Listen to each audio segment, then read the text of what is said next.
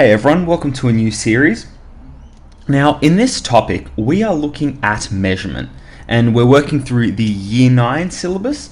Now a lot of this stuff we've covered in previous videos, things like perimeter, area, length. We've talked about this a lot, but I'm just going to do a video touching on, or at least starting off on, some of the slightly newer concepts. For some people they might not be new, but just to ease us into the new topic. So once again, this is going to act as a little refresher on the ideas of perimeter, area, as well as composite shapes.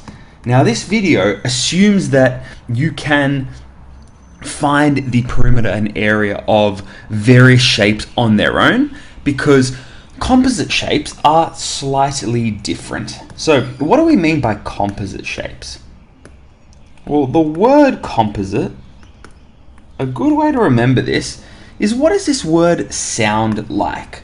Well, a similar word we can break this into is the word composed. So when you compose something, you make something.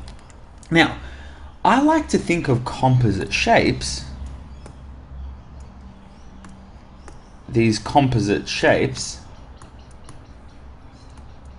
through this lens of something being composed, something being made. Another expression we can say is when we say something is composed of something else, it means it's made up of something else. So composite shapes are composed of, made up of, a number of shapes. This is a way I like to think of this, to remember what I'm actually looking at when I see this word composed. Well, sorry, this word composite and composite shapes. These are shapes that are made up of one or more basic shapes. So made up of more than one shape. So they are composed of other shapes. Let's just write that down as a definition. So composite shapes, these are made up of more than one shape.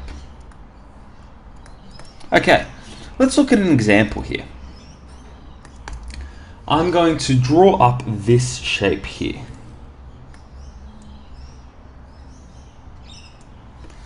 Now, it's not drawn very well, so sorry about that, but let's look at some shapes we can identify here.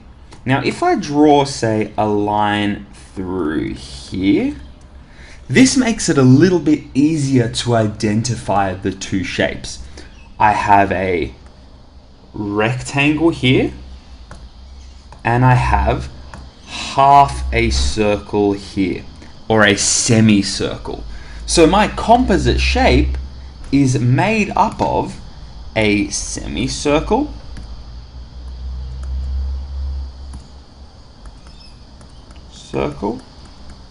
and a rectangle. And when we do these calculations for composite shapes, we can think of this as finding areas and perimeters of two separate shapes. Now let me put some units in here, some measurements. I have let's do it down here. I have 17 centimeters here. I have 14 centimeters here. So just to clarify, 17 is the length from here to here. 14 is the length from here to here. Okay, now we want to find the perimeter of this first. So the perimeter of any shape is the length of the border. So if I were to, for example, walk around here, I'm measuring the length of the entire border. So it involves us finding each length and then ultimately adding it up at the end. Now, since this is a rectangle, opposite sides of rectangles are equal. So this side is going to be 17 centimeters as well. And this part here is going to be 14 centimeters as well. This is just a property of rectangles. The opposite sides are equal length. And now I want to find the length of the border. Well, one of those bits is easy. I can find this, this, and this. I can find the total length here pretty easily. So the perimeter, I'm just going to add 17 with 14. And what's left? Well, I need to find this border here. So the outside of this semicircle, the perimeter of this semicircle. Now another word for the perimeter of a circle is the circumference. So here we are looking for the circumference of a semicircle. So what's the circumference of a regular circle? A regular circle circumference would be, so here, remember we're going to add all of these together. A regular circumference would be 2 pi r, this being a circumference of a full circle. So that means that if I wanted to find a semicircle, that's just going to be half of this. So I'm going to add half times 2 pi r. I'm taking a half of this semicircle. Now, what's my r here? Well, this r is the radius. Now the length here, that's a diameter. So let's label that too. This is the diameter. And how do we define the radius in regards to the diameter? The radius is just half of the diameter. So the radius is going to be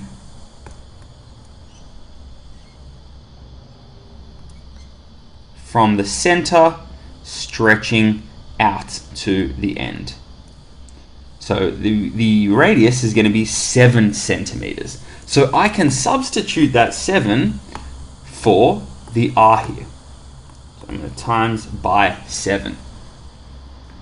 So when I end up adding all of these together, let me just put brackets around this so I can calculate my circumference separately. That's going to take a bit more work. I'm going to end up simplifying this a bit, so that gives me 34. Let's do it all at once. 34 plus 14 gives me 48. 48 plus, and this half is going to cancel out with the 2, because half times 2 gives me 1. So that's just going to give me plus pi times 7. And when I pop that into my calculator for my perimeter, I'm going to get 69.99 centimeters, and I've just rounded this to 2 decimal places. Now, depending on the question you get asked, you'll always have to round, especially when we deal with circles, because this pi is an irrational number. So it's going to give us a bunch of decimal points when we pop it in. But that is how we can find the perimeter of this composite shape. Now let's look at the area. Now with any of these questions with composite shapes, it is a matter of working through the two shapes separately. Now if I just clean this up a little bit,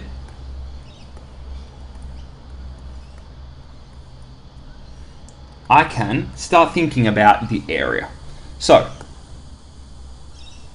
I'm looking for two separate areas which I'm going to add up at the end. I have the area of a rectangle here.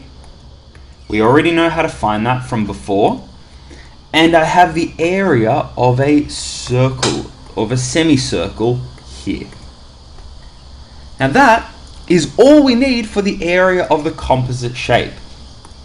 So the area is going to be the area of the semicircle. I'll write that as SC of semicircle plus the area of the rectangle. So I'm going to find these two areas separately. I'm going to add them at the end. So the area of the semicircle, well, we know how to find from the previous topics, the previous video series, we know how to find the area of a circle. We get that by multiplying pi by the radius squared, and then since we're finding a semicircle, half of a circle, we're going to multiply that by half. And the area of a rectangle, let's do that in a different color, that is just multiplying the length by the height, or whatever you want to call those two dimensions. So the circle's radius, we wrote that before. Circle's radius is 7 centimeters. So to find the area of my semicircle, I'm going to be multiplying half by pi by my radius 7 all squared, and I'm adding that to the area of my rectangle. I'm putting these in brackets because I want to find these first, and it'll also make it nicer for me when I actually input it into my calculator, because I'm treating them as separate areas, then adding them at the end. And the area of the rectangle is going to be just one dimension, this length, by another dimension here. So we're going to be multiplying 17 by 14. And popping that all into my calculator, I'm just going to write that in, and I get left with 314.97 centimeters squared, and I've rounded that to 2 decimal points again. So that's how we can work with the areas and perimeters of composite shapes. I've done a video on this before, so this is a little bit of a revision to get you thinking again about both composite shapes, perimeters, as well as areas, and how we can calculate those. But it's just an exercise in considering first what two shapes make up our composite shape, and then referring back to how we can find perimeters and areas of those shapes. But that's all for today, guys, and I'll see you in the next video.